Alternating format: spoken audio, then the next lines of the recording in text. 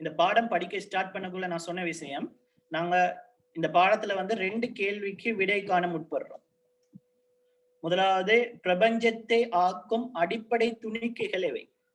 பிரபஞ்சத்தை ஆக்கும் அடிப்படை துணிக்கைகள் எவை? அந்த அடிப்படை துணிக்கைகளை பிணைத்து வைத்திருக்கும் காரணி எது? அந்த அடிப்படை துணிக்கைகள் அவ்வளோத்தையும் ஒன்றோட ஒன்று அல்லது இந்த பிரபஞ்சத்தில் உள்ள அனைத்தையும் ஒன்றுடன் ஒன்று பிணைத்து வைத்திருக்கும் காரணி எது? இந்த 2 கேள்விகளுக்கும் விடை காண்றதுதான் எங்களோட நோக்கம். இப்போ முதலாவது கேள்விக்குரிய விடையை தான் இப்ப நாங்க பார்த்துட்டு இருக்கிறோம்.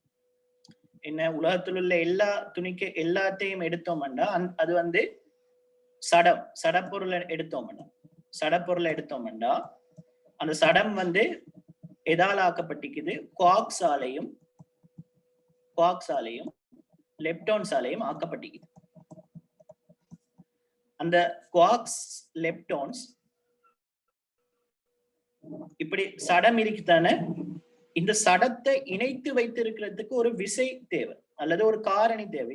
இந்த உலகத்தில் உள்ள எல்லாத்தையும் ஒன்றுடன் ஒன்று இணைத்து வைத்திருக்கிறதுக்கு விசை அல்லது ஒரு அடிப்படை இடைத்தாக்கம் ஒன்று தேவை.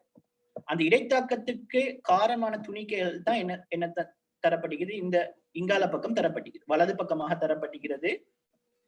இந்த ஸ்டாண்டர்ட் மாடல்ல வலது பக்கமாக தரப்பட்டிருக்கிறது. இந்த துணிக்கைகளை ஒன்றோட ஒன்று இணைத்து வச்சுக்கிறதுக்கு தேவையான காரணி அந்த இடைத்தாக்கத்துக்கு தேவையான துணிக்கைகள். இது வந்து இங்க வலப்பக்கம் தரப்பட்டிருக்கு. இதை பற்றி நாங்க பிறகு பார்ப்போம். ரைட். இப்ப இந்த இதுல வந்து நாங்க பாக்குறது வந்து என்ன, குவார்க்ஸையும் லெப்டான்ஸையும் பத்தி. அப்ப இதுல உள்ள விஷயங்களை இந்த அட்டவணையை பார்த்தோன்னே இதுல உள்ள விஷயங்களும் உங்களுக்கு சொல்லக்கூடியதாக இருக்கணும். இந்த முதலாவது ஆவர்த்தனத்துல உள்ள ஆக்களோட ஏற்றம் எவ்வளோ? +2/3.